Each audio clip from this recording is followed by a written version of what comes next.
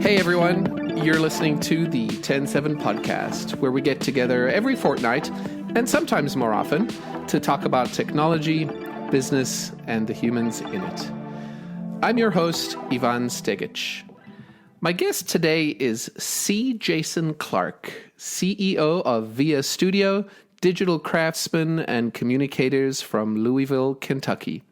He's been in this industry since 1990, and as El Conquistador of VIA, he's the one responsible for their unique and professional image. He's the company's visionary.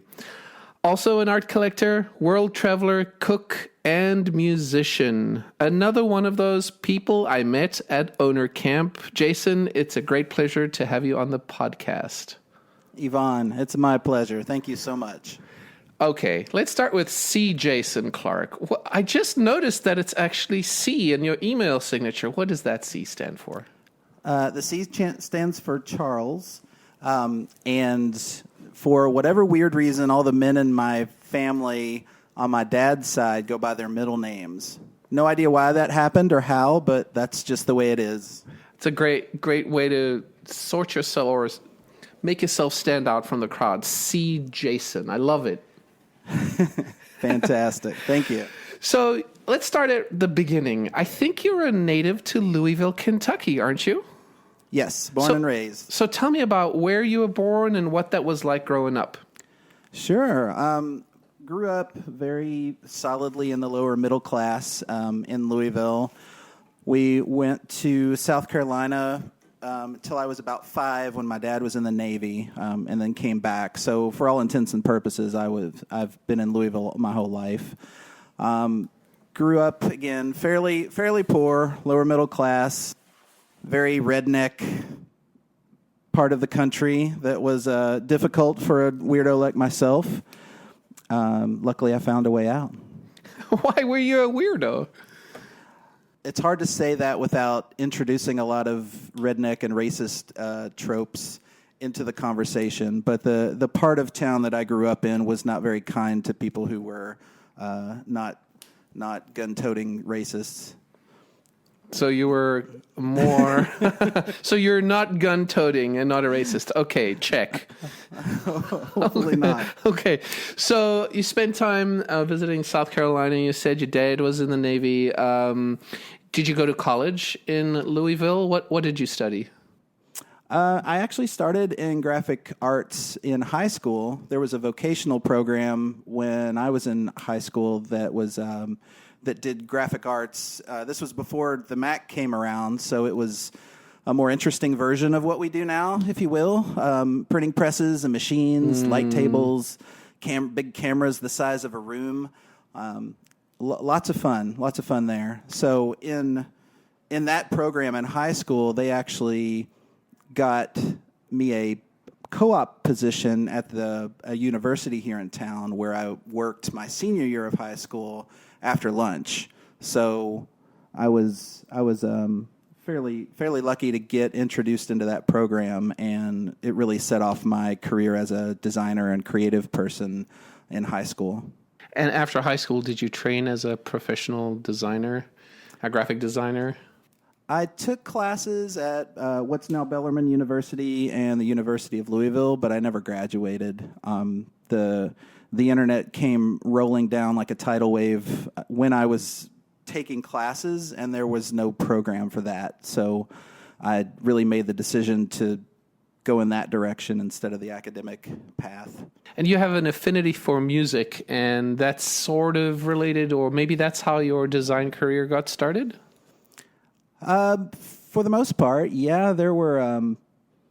I played in various bands in high school and out of high school, and that moved over to the electronic music scene a little bit after that. But yeah, there was a lot of self-promotion, DIY kind of ethic around the music scenes that I was involved in. So you designed your own flyers, you promoted your own shows, and that piece of it was just as interesting to me as the music itself. So I think that definitely influenced my career.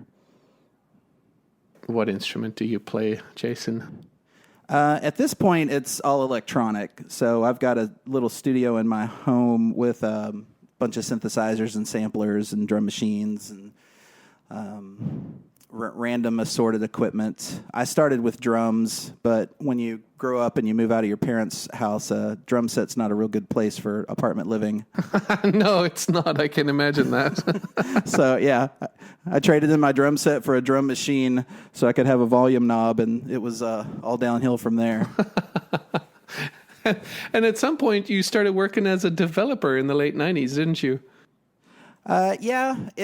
In the beginning of the web, design and development, like for what we call now front-end development, there was not much of a distinction. I think those disciplines have crystallized now that we're a little bit more mature as an industry, but learning HTML, knowing how to do a little bit of PHP development. I did a lot of ActionScript work in Flash, animation, and programmatic kind of stuff earlier in my career. So eventually you end up at VIA Studio. What's the origin story with that? Sure. My old business partner, Kelly McKnight, started the company in 1996, and he worked at one of the bigger agencies in town as a copywriter. And his story, he'll tell you, is he went to a conference and he was listening to somebody from Coca-Cola talk about their ad campaigns and whatnot. And apparently this person only talked about the internet and how much it was going to change marketing and advertising. And he tried to boot up a department within that bigger agency that focused on digital work, and it didn't really succeed. So he carved off and took a couple employees with him. Apparently, I think he got sued because of a non-compete. Yeah. But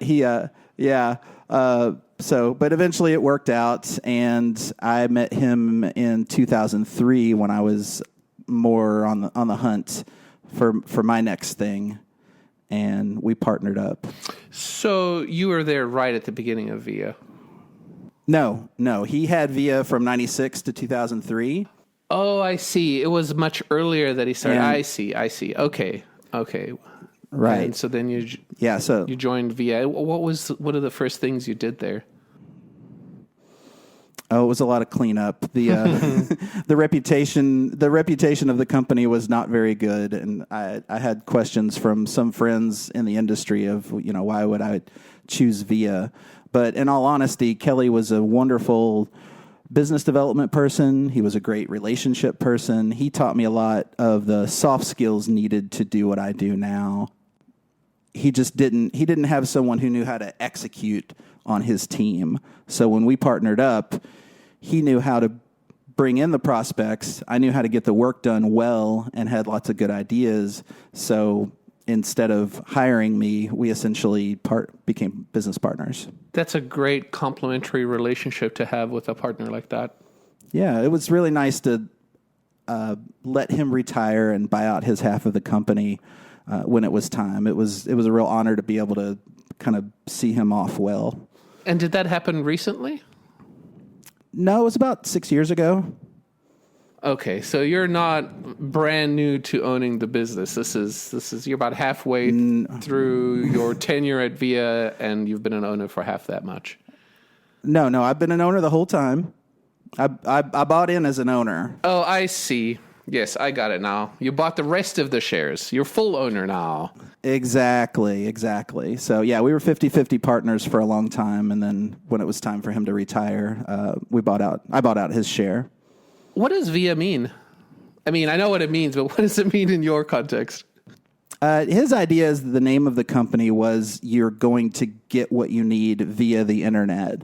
So that was a good starting point. The letter forms and the word look good together. It's concise. So that's the origin of VIA. I was fairly intent on changing the name when I first landed at VIA because obviously I knew everything and wanted to change everything. But what was the name you were going to change it to? Oh, I don't even remember. Probably nothing is good. But yeah, the name's memorable. People know us really well, especially in this region. We've got a great reputation, so it eventually became one of those, if it's not broke, don't fix it situations. What do you like about your job that you're doing right now? What's the best part? Right now, it's the team that we've got and the impact, specifically in the community that are super exciting. We've got a very senior and well-developed development team, design team, account service team, and a strategy team. So we've kind of hit this really wonderful part where every discipline serves the other one, and the teamwork is just great. So the other piece of this is our client list and the types of work that we're doing right now. That's super exciting for me. We're in the middle of a rebrand and a relaunch for the big performing arts organization in town that's about to launch probably next week. So I'm just super, super excited to show the world the work we've been doing for the last year and a half with that. Wow, last year and a half, that's a long time to do a project and to get a brand and to relaunch everything. It takes that much time these days when you want to do it right, doesn't it? Absolutely. And that is the blessing that we've had with the team on the client side is they knew how much work this was going to be, and we've had the space and the collaboration to do it well. So I keep looking for things that I think that I would want to change, and I can't find any, except, maybe finishing faster. It's always, right? Yeah, you always want to do that.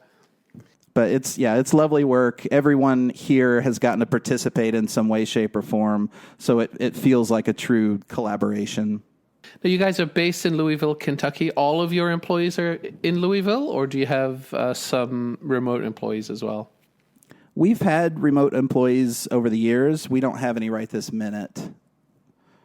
So we're all in one building here. And the building, as I understand it from our conversations in Bend, is actually part of the business as well. You own the building, right?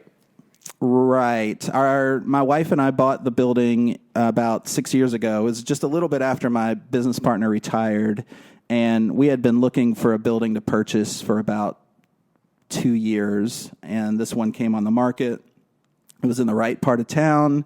It was the right price, and it's been another one of those amazing timing mechanisms because the whole area in this part of town is booming. There's hotels being built. A distillery came in next door to us. If you know anything about Louisville, we're all about the bourbon. So yes. We're in the middle of all the best restaurants, all the best walking kind of tourist kind of things. It's wonderful, and it's even better for property values. Of course. Do you have to act as a landlord as well? In certain ways, we try to keep a clean break between maintenance of the building. We have a separate LLC that controls the building that my wife and I own, and we also have 4 Airbnbs that my wife manages, one of which is attached to our building. So just trying to keep a clean break between all of those things for accounting purposes, and also not annoying the staff with weird building issues that we have. Like the roof's leaking. It's like, okay, well that's a different responsibility. Indeed it is. And do you get a chance to do or to flex any more of your creative and design muscles these days like you did early on? Not as much at the office. There's it's more to the intro there. It's more about the vision of who we are and our values and how those work their way into the creative team, to the entire team in general, honestly. But my time is better served in the business with business development and kind of tuning the gears, if you will, of the business. So I've carved off and kind of fired up my music hobby in order to feel like I'm staying in a creative place. Tell me about your music hobby. What is it? Are you a DJ? goodness. Are you a DJ? Well, yeah. So I've DJ'd. I wouldn't say I am a DJ, but I've DJ'd since about 1992 or 93 in various forms. Played all over the country, especially back when the rave scene was a big thing. So I still do that from time to time. We're doing an AIGA Design Week event in September where I'm going to play a live electronic set. So I'm going to bring out all my synthesizers and keyboards and everything, and see if I can do it live. When is that happening? So we can make sure we link to that. That is the date of the event is September 12th, but that entire week of the week of September 9th is Design Week here in Louisville. So we're actually hosting 3 or 4 events at our offices. And then there's Thursday night, the event where I'm going to do a live set. What's your DJ name, Jason? There were a few. It was a Strange Loop for a while. Uh-huh. And I actually just discovered that there's a Strange Loop now that's signed to a record label that I'd really like. And I'm like, you stole my name. Oh, no. And then we had kind of a group, like electronic band for a while that was called SKL, which stood for Spiritual Crack Laboratory. We're a little weird. And what do you go by now? What is the name that's going to be on the Louisville set list? At this point it's just Jason Clark. I don't know, the music hustle is not what I need to be doing in life. It really, I call it my train set because that's it's a great hobby. It's good release of creative energy, but it doesn't need to achieve anything financially. So trying to get back into that hustle of having a DJ name and getting booked for shows, like that's not interesting to me. No, but it keeps those creative juices flowing, which is so important. Absolutely. Yeah. I mean, it's so much fun to write a song and to put it out in the world. And again, like the whole live thing, try to figure out if you can play it live. That's cool. That's very cool. And as I said in the intro, you're also an art collector, which I did not know when we first started talking. And I'd love to find out more about this art collection you have in the office. Absolutely. So yeah, you found the article that Leo Weekly wrote about me. I sure did. Right. And so, yeah, that's you saw that I have a Banksy in my office. Let's talk about that. How did you get that Banksy? What is what was the story behind that? That whole lane of modern pop art, street art, whatnot, I've been into for a long time. Beautiful, now. Isn't it? And oh yeah, I love it. Well, and it goes along with that aesthetic of the whole do-it-yourself punk rock rave scene aesthetic. Yeah. It really, that inspires me. I come from fairly humble roots, so I think it really strikes me the right way. Other artists and other scenes that kind of cook up in themselves. They're not supported by anything else, and that's kind of one of the stories of my life is this. There's countercultural too. It's kind of punk, like you said. Yes, there's a punk aesthetic, which is really just question everything, and you can do it yourself. I've always known in my entire career, I've always known people that start their own businesses that make a sacrifice either as far as time or money in order to have more control over their life. So this art aesthetic feels the same way, and it's exciting to see that it blossom. Which Banksy do you have? It's called either Trolleys or Trolley Hunters. If you do a web search for that, you'll see the image. It's the image of some natives holding their spears, looking at a shopping cart, not really knowing what it is. If you ever read or saw the movie The Gods Must Be Crazy, yes. It kind of reminds you. Yeah, it kind of reminds you of that like Coke bottle that falls. Like, what the fuck is this? Exactly. What the hell is this? Right. Yeah, I'm just looking at the piece now on the internet. Yeah, it reminds me of the Bushmen that were in the wild, and that Coke bottle fell down, and man, alive. Right. Yeah. So how did you get your hands on that? Like, what was the what happened when you saw it? Where did you get it? And like, was it like an instant purchase, impulse buy, or like? No. It's one of those things. I think, and this may be one of the things that I'm good at in life, is kind of setting a goal and working towards that goal. You know, the business has been that way. The building that we own has been that way. My art collection has been that way. But you have to figure out how to get there, right? Like I could just like go find $40,000 to buy a Banksy print with. Yeah. So right. and I didn't pay that much for it. I actually found this one. Luckily, the two things that happened in 2008, 2009, because of the recession, we actually bought the house that we're in. Our home, and I bought this Banksy print. So the art market's very much like the stock market. If people panic, they sell things a lot cheaper. Right. And if you're on the right side of that, you can invest in it, right? Right. Yeah. Buy low and sell high. So that's kind of the rule for stocks and property and that kind of thing. So yeah, it was I don't know if you want to talk numbers, and it's not about the money really for the art collection, but somebody sold it to me for $3,500 on eBay in 2008.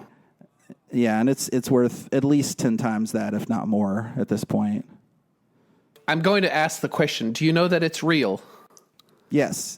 There's as soon as I bought it, or when I was in the process of buying it, I'd sent it into Pest Control, which is Banksy's authentication service.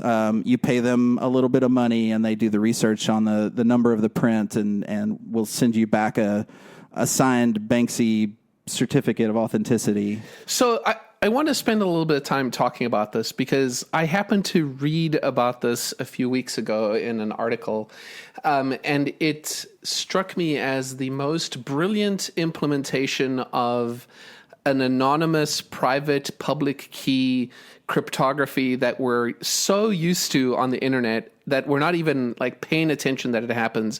And here it's happening in an analog format with an artist that wants to remain anonymous, right? So nobody knows who Banksy is. He's totally anonymous. So anyone could theoretically print something and say, oh, it's Banksy's, without, like, you have to have some form of authenticity. And so that's what this pest control is that you talked about. Right. And so and so basically what happens is you have to request a transfer, I think, from the person you're selling it from. And they have to send a picture of the print to Pest Control. And then Pest Control, who represent Banksy, validate that it's actually real, and then send you a certificate. And apparently on the certificate, there's a fake 10-pound bill, right, with Lady Diana's picture on it. And it's torn in half, and there's some script on it, like there's written a number, and nobody actually knows what's on the other half of it. So they're the only ones who can say, yes, this is real or not. So do you actually have that certificate as well? I do, yeah. And is that framed and also a piece of art somewhere? Because it could be, right? No, it's actually in a safe deposit box. Okay. I have a few art pieces that have certificates of authenticity and provenance. You know, the ones that are worth a lot of money. Essentially, the galleries and the artists themselves try to keep track of that provenance. So, any art print that I've got that's worth that much money has some kind of clear line of ownership. So they can say, "Hey, yeah, print number 82 was sold to." Janet, and she sold it on eBay to Jason, and so they can track that stuff, which I think is brilliant. I think that's brilliant too. So there's a lot of counterfeit. Yeah. Especially, I don't know if you know the artist Kaws, Kaws. No, I don't. He's one to research. I've got probably 3 or 4 prints of his that are equally amazing and valuable. But he's being counterfeited a lot though. So his making sure you're purchasing prints or vinyl. He does a lot of vinyl sculpture toys.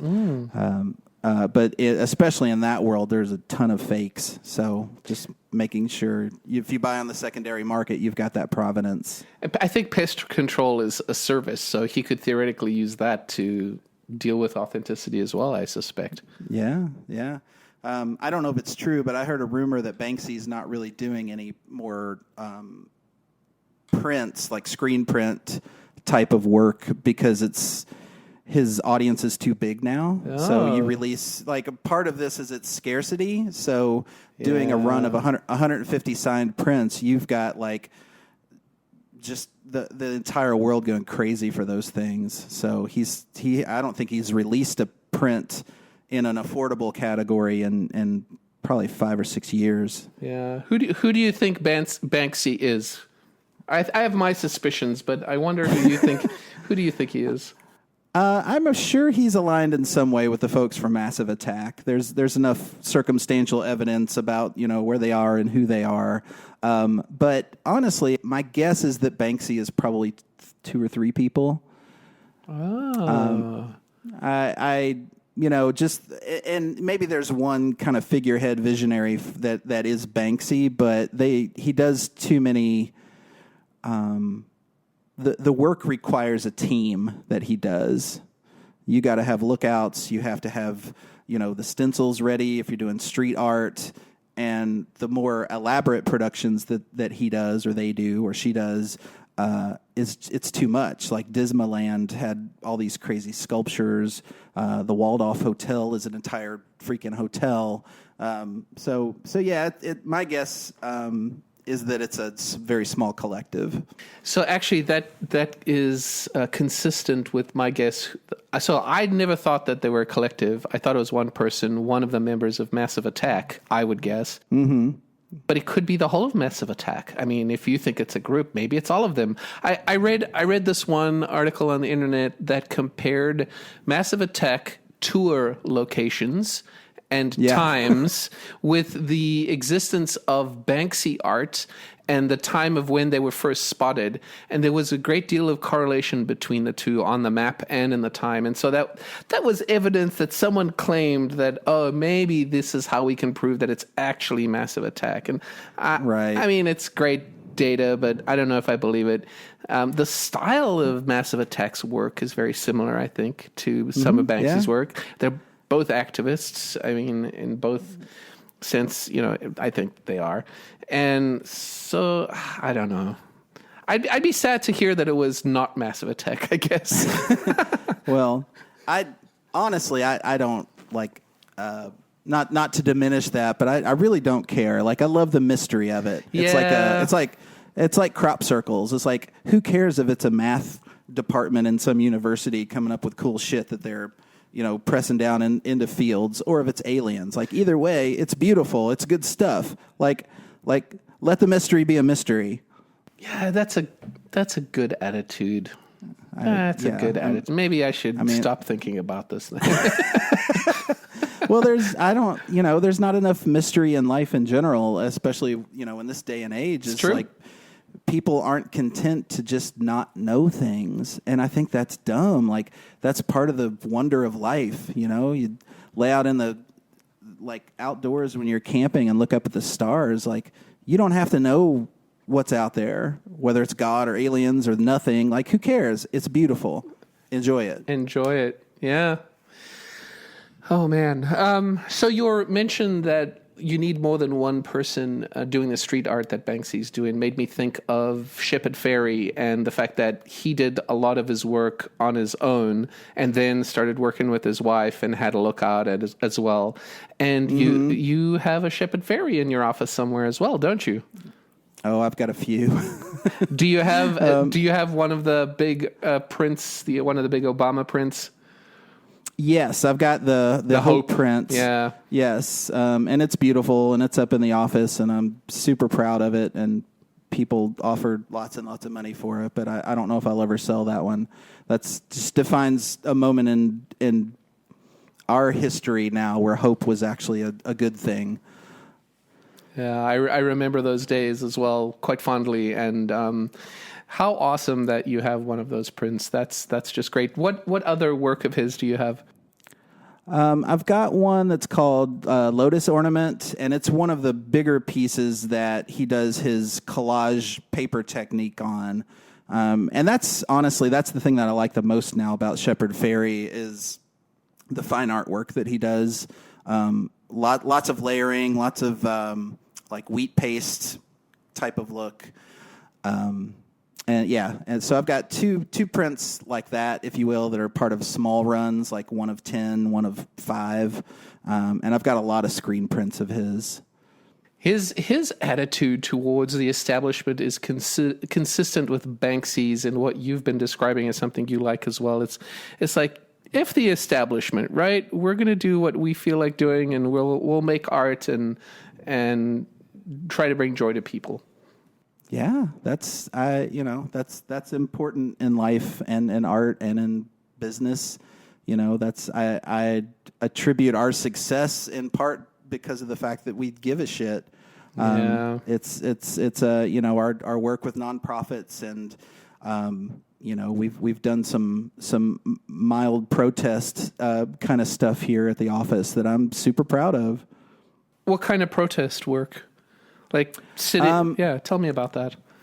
I don't know if it's protest or advocacy, but one of our clients is Kentucky Refugee Ministries, and as you know, there are a certain contingent of folks in this country now that have a platform and don't necessarily like immigration. So we've done a lot of work with them. One year I rented a bus and drove folks in that immigration program to a restaurant that was hosting a Thanksgiving dinner, so they could get there and back. So I played bus driver for a day on Thanksgiving, which is really fun. Yeah. A lot of our staff have become mentors for refugees as part of that program. So they just fall in love with the people. So we've been to the state capitol to advocate for immigration reform. Immigration support. That kind of thing. So that's one of those things that I'm super proud of.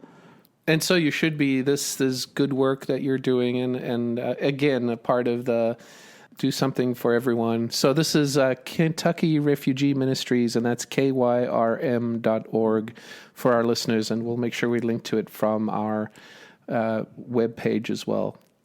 Correct. Now we kind of started talking about Obama, and we usually don't talk politics on this podcast, but I kind of want to talk a little bit of politics with you. Mostly because let's go there. You're a blue Democrat living in the South in Kentucky. Oh, save me. Get me out of here. Moscow Mitch. Yeah, let's go ahead and say it. Moscow Mitch is there. But you actually ran for office in 2014. Mm-hmm. What made you do that? Are you insane? I realized I was insane very quickly after I had filed the paperwork. Yes. Oh, my God. Oh, let's be serious, though. Why did you run? What was the real reason? Oh, goodness. I guess I'm an opinionated person. I'm fairly well connected in the city. I think there's a lot of waste in government. Yes, there is. I know. So in general, like digital transformation is a big buzzword in our industry right now. So I did on a practical level, I felt like I could help push things forward from an efficiency perspective.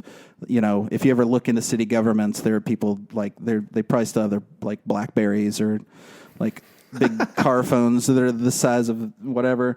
So that was one piece, and another piece is I really give a shit. What's the next thing that I can do that can be of service to our community? And I thought I had the time. And now that I know the person that actually won that seat, I know that I don't have that time. It was just a bad idea. I'm not close enough to retirement to dedicate that much time and energy to a public office. And what office did you actually run for? It was Metro Council. So Metro Council is everybody from a specific piece of the city gets together and kind of a mini Congress for a city, if you will. And when you ran for it, you said you don't have the time for it now. You didn't have the time for it. Is it a full-time job to then be a council member on the Metro? I don't think the expectation is that it's full time, but the subject matter that they deal with is a lot more day to day. Like it's real estate, it's property issues, like and honest. To be completely honest, it's a lot of stuff that I wasn't really qualified for. Well, that hasn't stopped politicians lately. Well, ain't that the truth?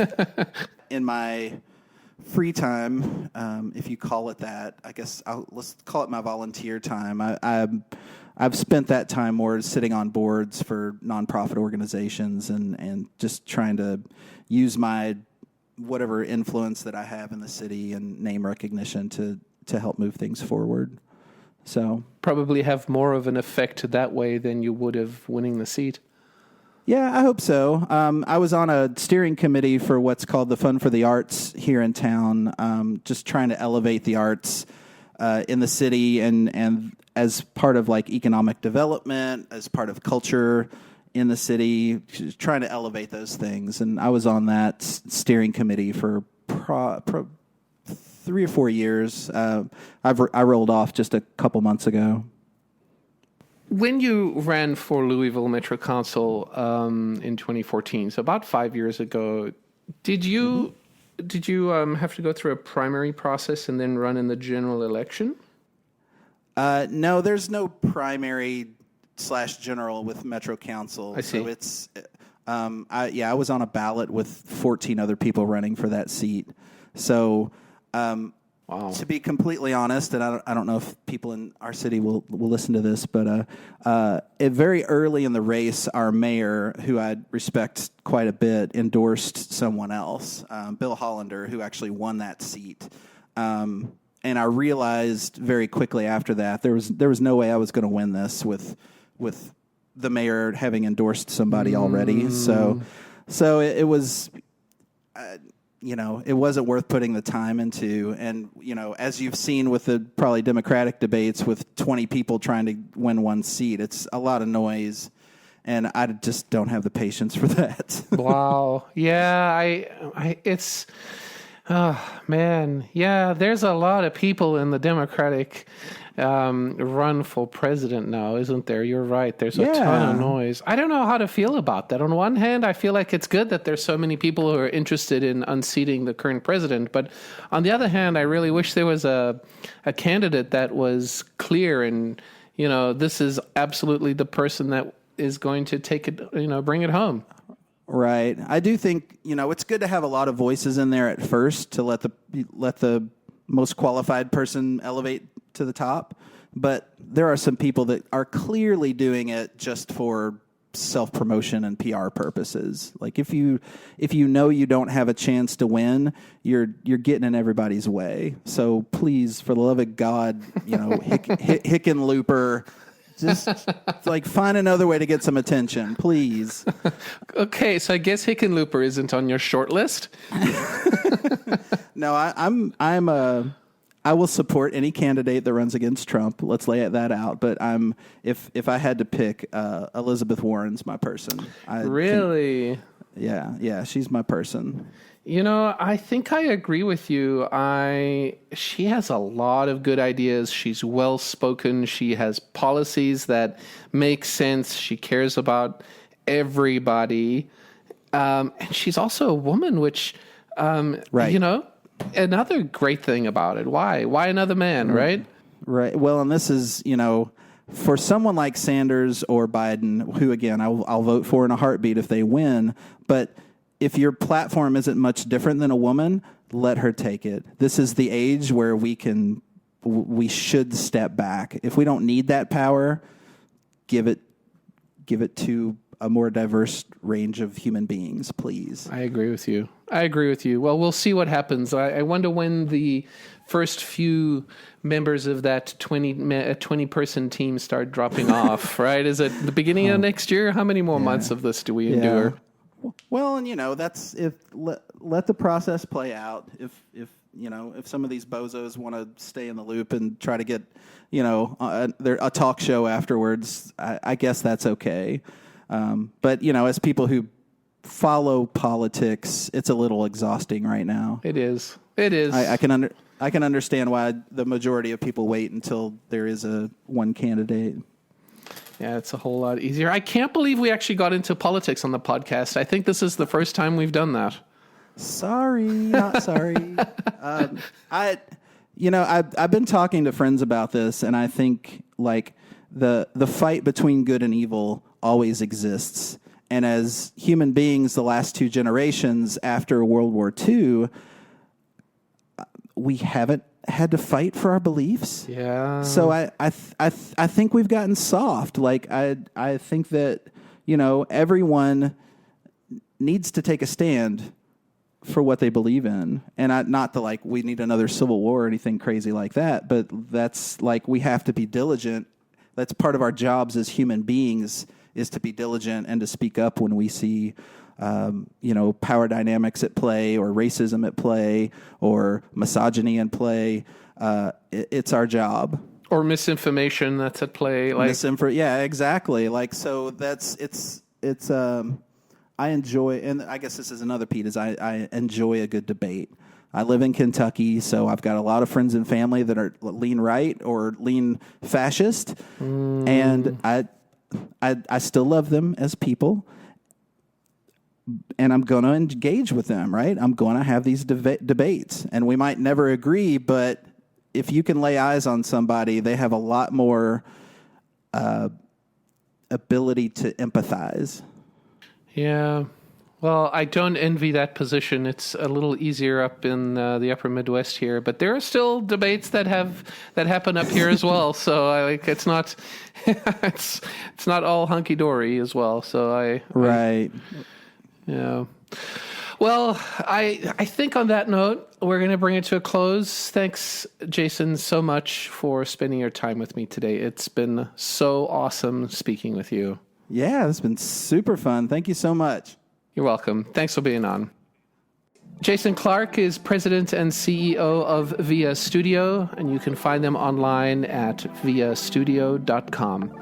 And of course, you can find Jason in most places online as Clarkster, Clarkster. You've been listening to the TEN7 Podcast. Find us online at ten7.com/podcast. And if you have a second, do send us a message. We do love hearing from you. Our email address is podcast@ten7.com. Until next time, this is Ivan Stegic. Thank you for listening.